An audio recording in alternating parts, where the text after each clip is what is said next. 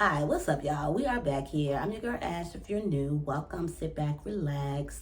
Welcome to Ash Recaps, where I recap some of my faves. You're going really with the trends, what's popping, what's not popping, what everybody's watching, what not everybody's watching. I like what I like. I'm watching a lot more shows than I'm doing recaps on, so definitely follow me on Twitter. You'll definitely get my commentary down there.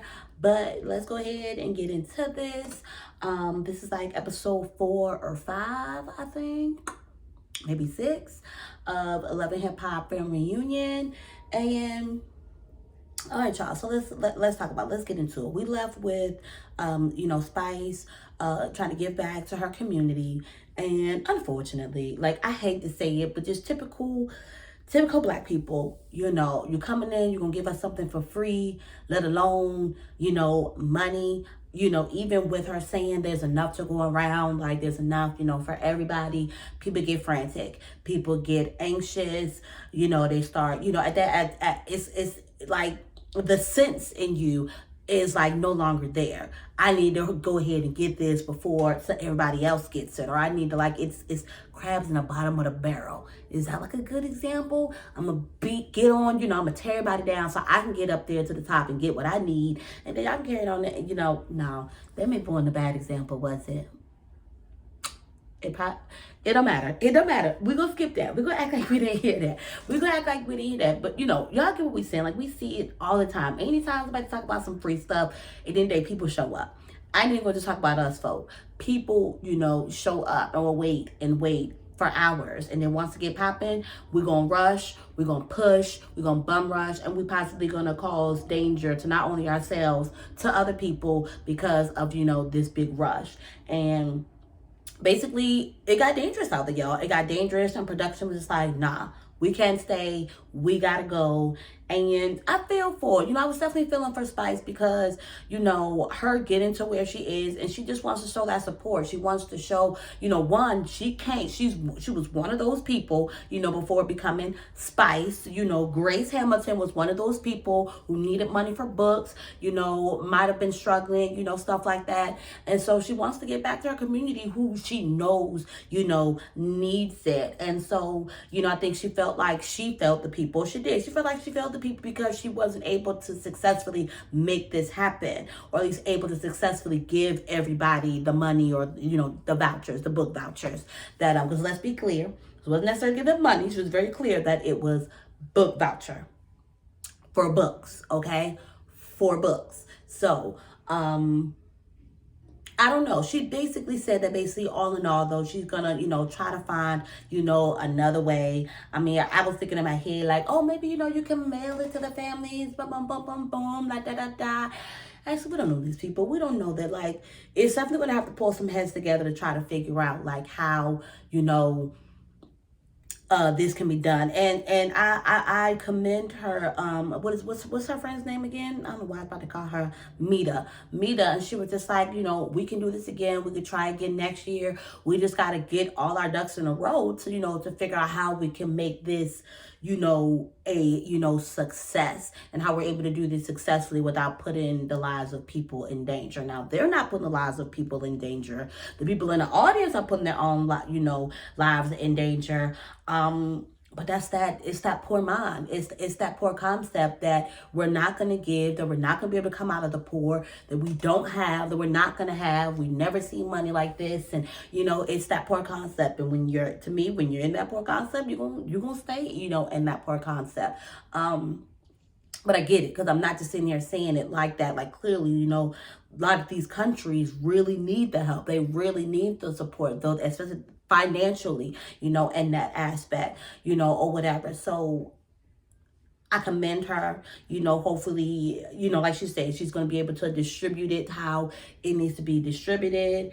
And that's that. So boom, let's get on this. Let's get on, y'all, because let's get to the nitty gritty. What we came here to really talk about. We came here to talk about a couple of things, because y'all, okay, first off, Mama Jones is here. Mama Jones came last week, but now we are actually, now she's like being out in the open, like with everybody. So she's like a latecomer to the soccer game. And obviously, like, that's like, just the thing right there. Everybody's happy to see her. Everybody's, happy that she's here, chaotic, and, like, yo, you to go, Mama Jones, what is it called, them auntie, the aunties is here, KK and Mama Jones, and just, all that. Like, we know, like, Jim Jones and Chrissy are like literally like they started all this. They started all this. And Mama Jones was like the first, like Mama Jones set the tone for the mamas who were going to be on these shows. Because nobody, the only mama that I feel like that's been on here that had a little bit of, not even a little bit, that had sense, period, was Rich Dollar's mama. His mama, the only mama on here that popped up and had sense. And I'm not trying to take away, but everybody else's mama had, obviously the dramatics, but even Marlene, her mom, I think might have been on here, a couple of times. Rennie's mom, like, it's toxicity in it. They don't have healthy relationships. There's drugs. They just plain out crazy. Like, his mama was the only mama who had sense in this camp. But the history with Mama Jones and Chrissy is long going, even to the point like present day. That was like how long ago, y'all? And present day, up until least to this, they were still not in a good place. See each other, don't speak. Like, how do you be in I could not just imagine just being in a relationship with somebody and not having that a good relationship, with their mother, and they love their mother, have a good relationship with their mother. Like, bruh, like, now don't get me wrong though, because I have good relationships with my children's mothers. Now, with that being said, my littles, their grandmother, we are closer than definitely what we are now. Because it used to be a thing where we used to at least talk every day, because she was always sending me stuff, sending good mornings, like whatever. Not no more. I let her too many times cross the line. And then even because me being a respectful person, even for me, and maybe I cannot say I was disrespectful, but did I go off? Yes, I went off. But I was respectful with it. After that, kept that relationship. But we're cool. We do speak, it's cordial, whatever. We're just not as close where we talk every day, like, like we used to, or whatever, or whatnot. And that's even that. Like, she wouldn't even talk to Ashton as much as she used to back in the day. So that's just that. So, y'all,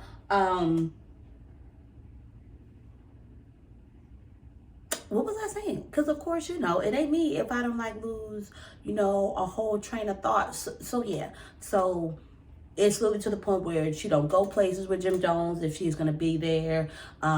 She'll sit, according to Mama Jones, she'll sit in the car. She won't come in. They literally would just being each other. They would just cross paths, not even necessarily don't speak to each other.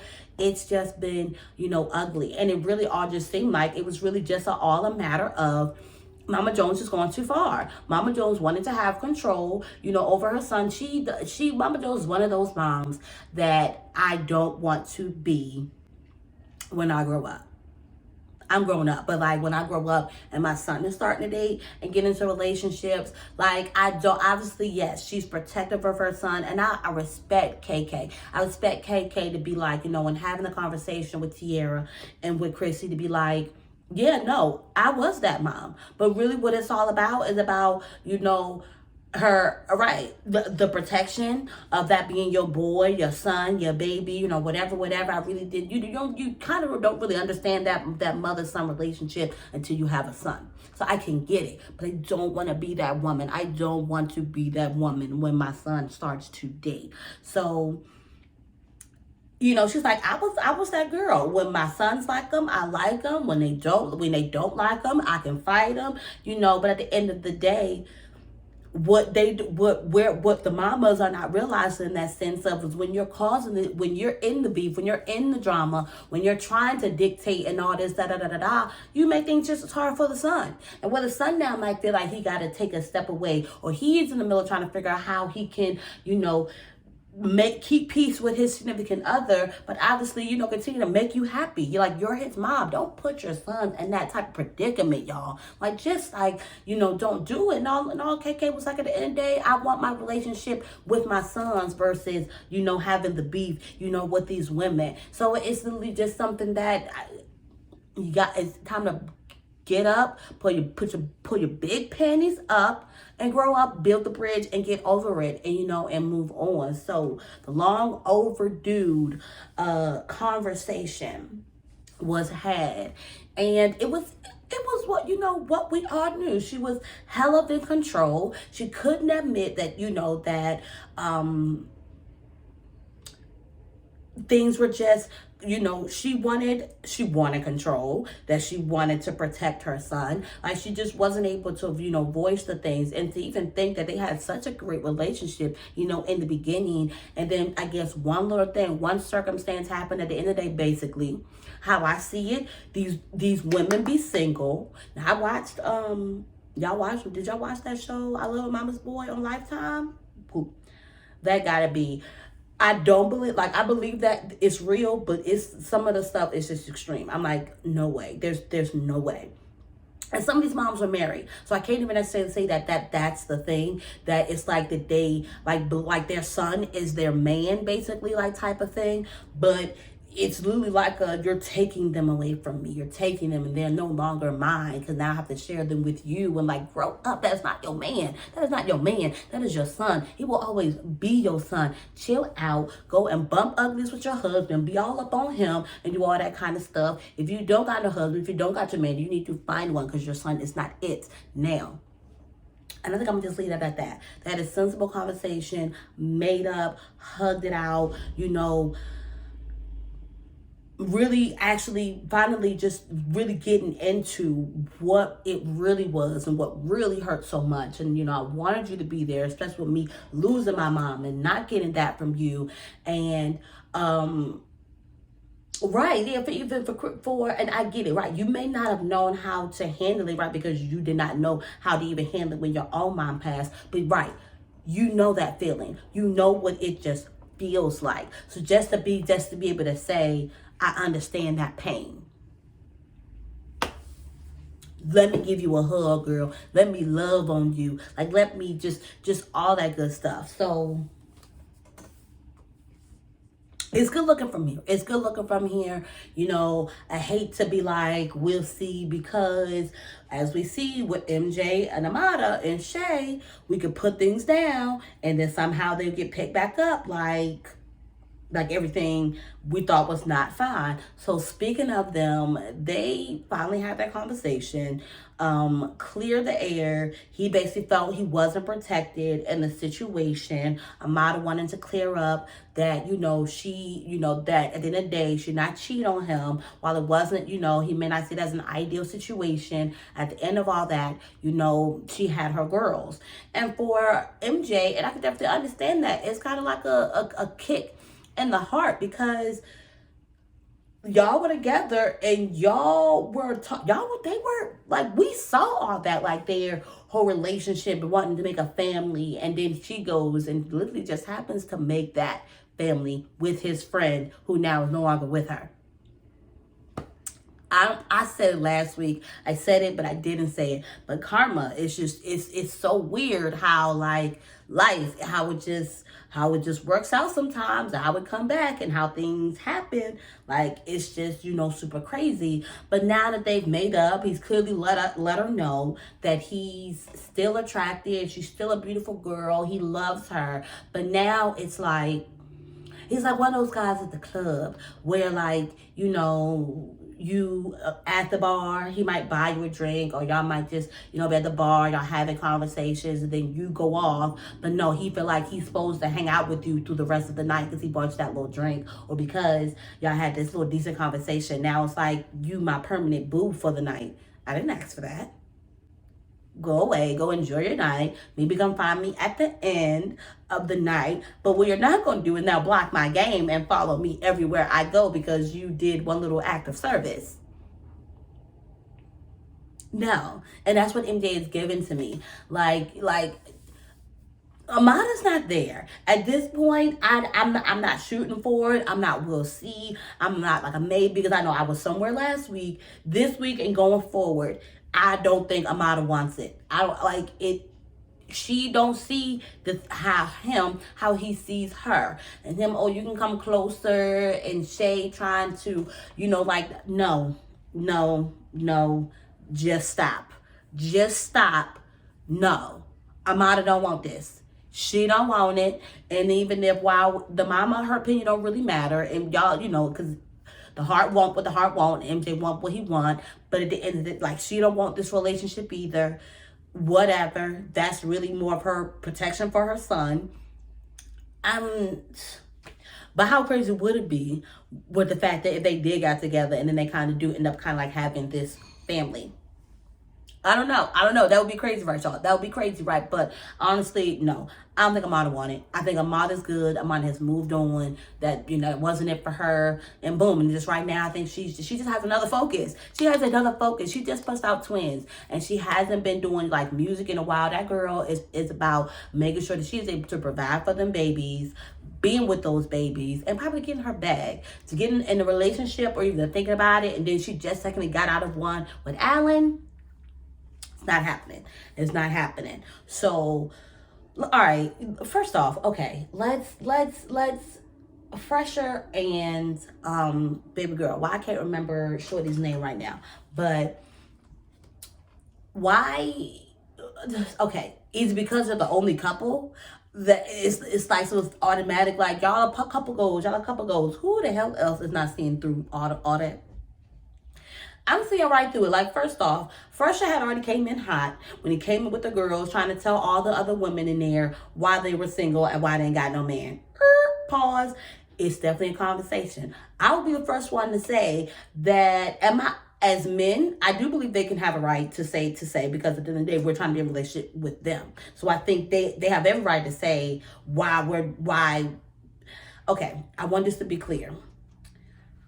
What I'm trying to say, because I'm not saying it as if like, oh, he had the right to go in and da. If we're just having a conversation and we're just talking about issues and the disconnect between men and women, that's what I mean. Where they can speak up and say, we do feel like, yes, this is why you can be single, because men don't like this. Men don't really vibe with this. No, men are not all the same. But men are men and women are women. And at the end of the day, women are women and men are men, if that like makes sense. It's just to say that who we are is just who we are. No, our mentalities and all that is not the same, and we don't think the same, but we're, I don't want to say built, but I hope I can get what I'm saying, because the words that I'm trying to use is not using. It's not coming. But I think in a better setting, not in that tone, conversations can be had on the disconnect and the relationships with men and women. I'm okay with that. And how he said it, no sir, that was not it. Especially when you are by far the prototype for relationships. Y'all are not relationship goals. I don't know what these people are seeing, what they thinking that they seeing with them too, but no. And literally, just as like we talk about relationship goals, they finally like get into their stuff. Okay, I have a lot to say. I have not even have a lot to say. This is what I got to say about this. I can definitely understand her wanting a big wedding. I can understand Phresher like, nah, why we spend that money on a wedding when we can be, investing back into that money. Let's talk about that, because boom, there's already a disconnect there about what y'all want. As far as, I don't even necessarily think it's about him not wanting to marry her. It's just what their goals or their idea of the actual marriage and the ceremony part is a disconnect. So where can we come in and compromise? Now, at the same time, I'm like, bruh, get that woman her marriage, her wedding, her dream wedding. She done stuck with you. She done whatever. My pause is that you want this so-called so big of a wedding, bye, but you don't work nowhere.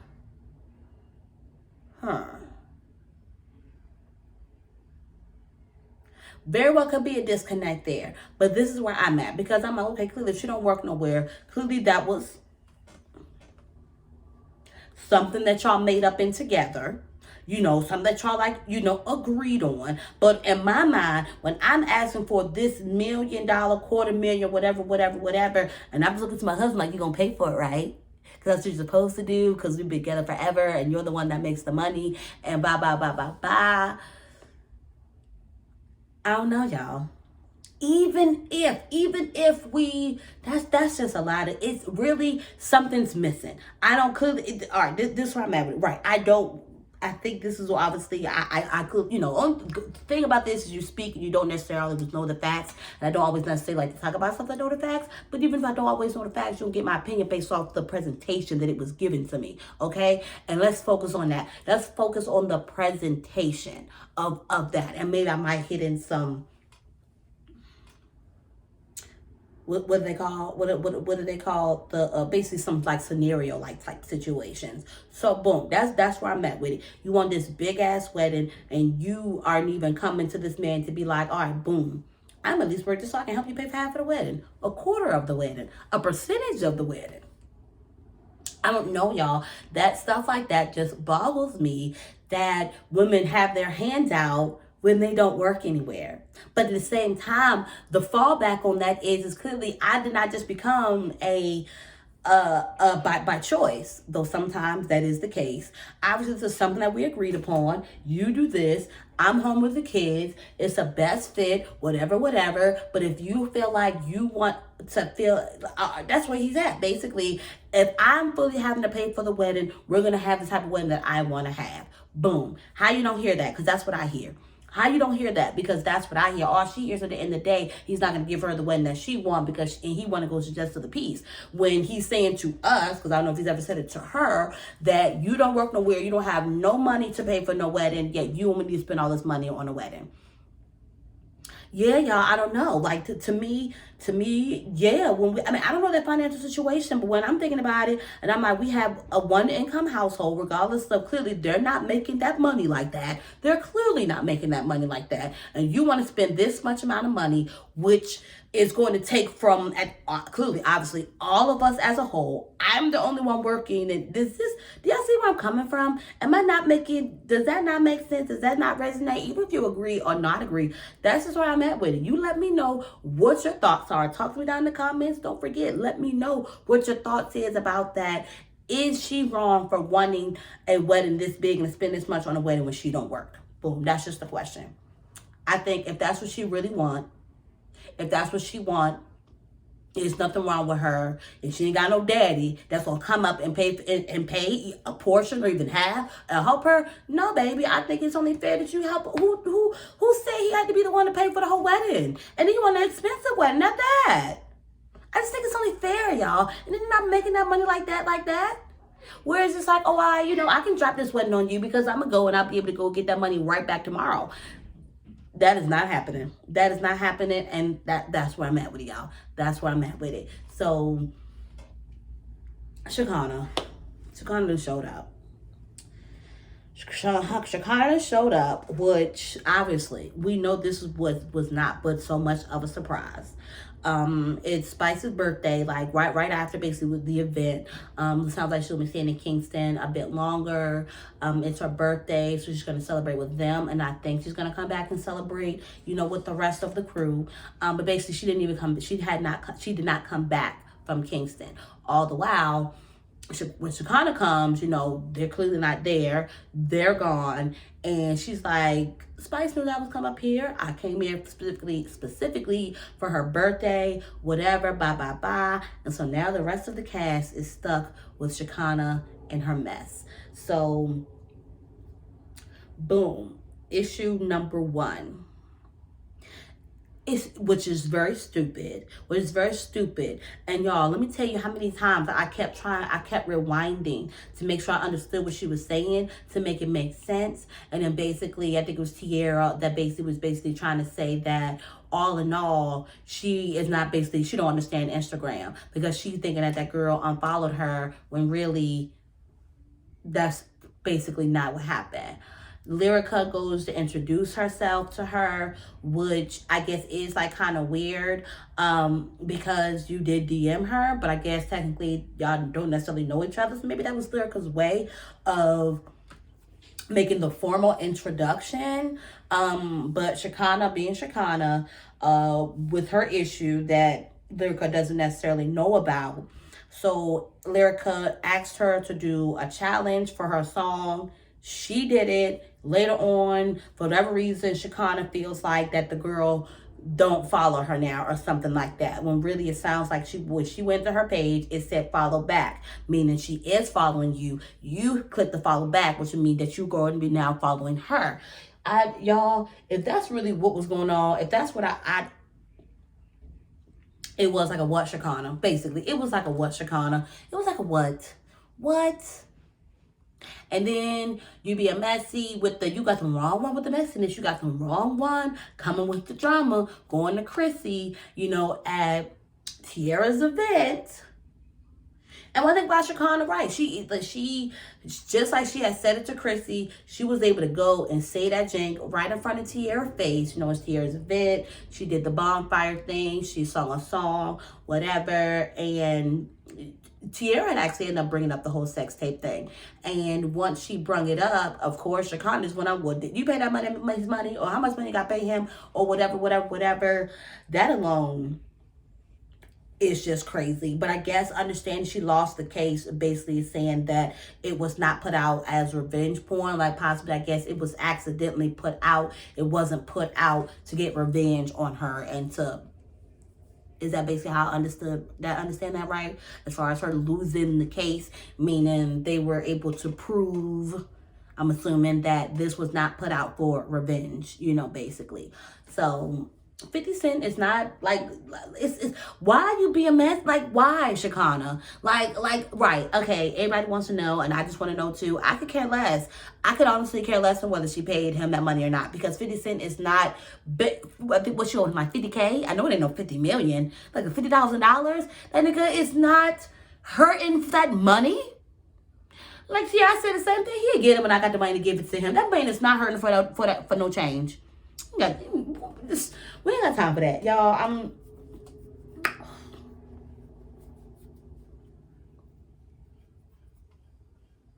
It's crazy, but let's see how it's gonna go.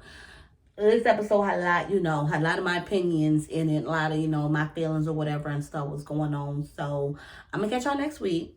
I'm gonna keep rattling on and on. This is probably like one of my longer recaps that I've done in a minute. But yeah, y'all, just don't forget, drop it down some comments below. Let me know your thoughts. Put these hearts down there too, just if you ain't got nothing to say. If you made this far to the video, if you made it to the end, drop these hearts down here below. And of course, you gotta like the video. That's so important. It's so helpful. Supports me, supports the channel, and helps to get this video out to other people like yourself who may enjoy it. So I know you want to support your girl, so don't forget to do that. And I'll see you next time.